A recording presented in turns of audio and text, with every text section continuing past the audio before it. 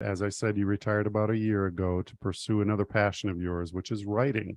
Mhm. And I'm going to go ahead and share your website here. And I know that you've already written a couple of books, and you're working on a third one, as I mentioned in the introduction. And so when we look at your website here, give some information on your background a little bit, and then down below, you have some links as well as up above. And when you go to your books section, you have a couple of books here that have been out for a little while. A Light in the Darkness, and then Into the Fire. And of course, you can search online and see some more of these online as well. But the one thing that I'll hide my controls here so I can get to the Amazon page. And here's the Amazon page, and you can click on and see all the details for a little bit more information on these as well. But tell us a little bit more about the current book that you're writing, Mhm. and what's the goal behind the book, and tell us a little bit more so we have a better understanding. I started searching for the book, but it isn't out yet, so I wanted to Right. So, pick your brain a little bit. You mentioned that you wanted to bring America to therapy. So tell us a little bit more about the book yeah. you're writing.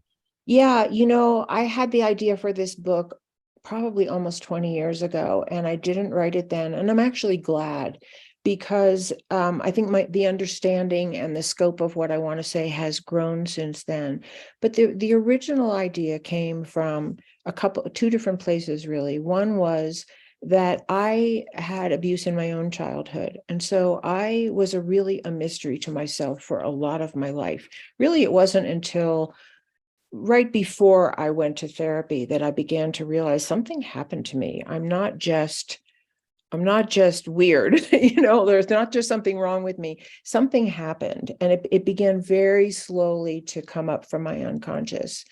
But I was really a mystery to myself for so many years. Um, and a lot of my life didn't feel like totally in control of what I was attracted to or what I couldn't manifest or that kind of thing. And and then I realized, once I realized that there was abuse in my childhood and I had some very explicit memories, and like all the puzzle pieces began to fall into place. And then the next thought was, well, there's millions of people like me out there, and we feel so alone, and so, alone in our misfitness or in our pain. But really, there's millions of people like me out there, and they're not only the victims of child abuse, but um, they're victims of war and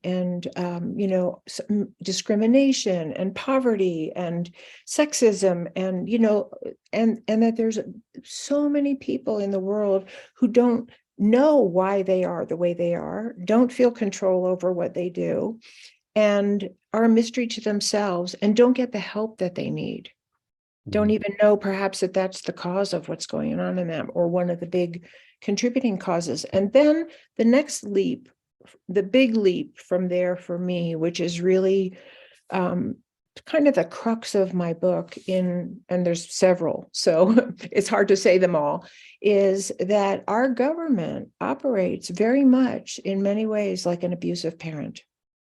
That um, our government, and it's not everyone in the government, and it's not all government, but there are many people in positions of great power who pick their scapegoats, Mhm. target certain populations, and make them the enemy, which is exactly what abusive adults do in their own families. They pick their scapegoats, and it might be everybody, but it also might just be one child. Mhm. And then their victims become symptomatic, and then they blame them for their symptoms. So, the most typical one is, don't cry. If you cry, I'll hit you more, because you're not allowed to cry even if I hit you. Mhm. And that's the tip of a very big iceberg. And I see that in our country, that people are kept in positions of discrimination and poverty, and withheld resources from, and then they're symptomatic.